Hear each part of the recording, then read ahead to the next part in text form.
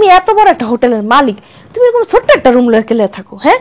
2টা বেড দেখা মনে একটা ব্যাচেলর বাসা, তুমি তো চাইলে একটা সুন্দর বড় আড়াইশার বাসা নিয়ে থাকতে পারো, একটা বড় রুম নিয়ে থাকতে পারো।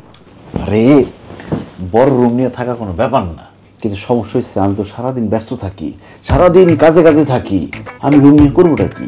রুমে তো আসার টাইমই পাই না, রাত্রিবেলা খালি ঘুমাইতে আসি, এই জন্য ছোট একটা রুম নিচ্ছি, কোনো রকম যদি ঘুমাইতে পারি। আর বড় রুম না নিয়ে যদি বড় রুম ভাড়া দিই কিন্তু বেশি বেশি টাকা পাবো, বুঝো নাই? বুঝছি, তুমি অনেক হিসাবি মানুষ, হিসাব করে চলো, না এটাও ঠিক আছে।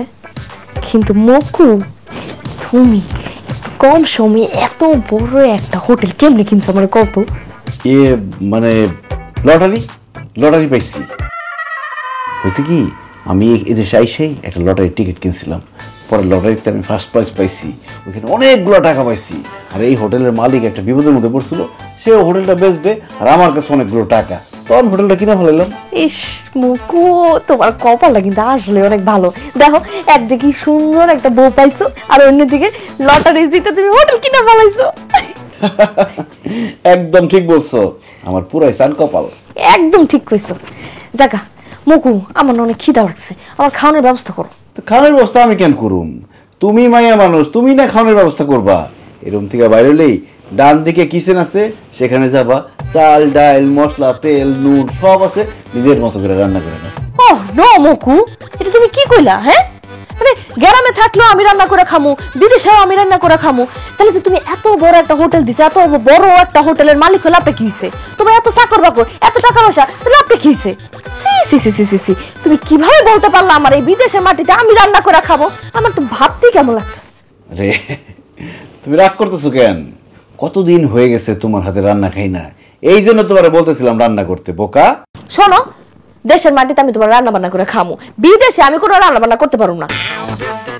তার ভালো চলো আমরা দুইজনে কোন একটা রেস্টুরেন্টে যাই, বিদেশে বিদেশি মজার মজার খাবার খাই। চলো।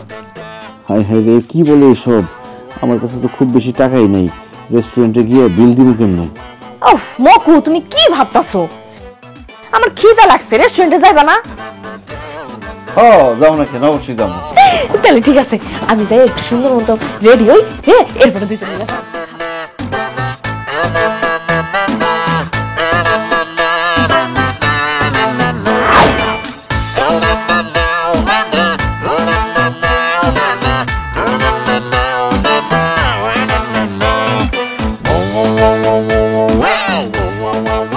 শেফ আলী যেমনি খাইতেছে আর যেভাবে অর্ডার দিতেছে, নিশ্চিত 4-5 হাজার রিঙ্গিত বিল হয়ে যাবো।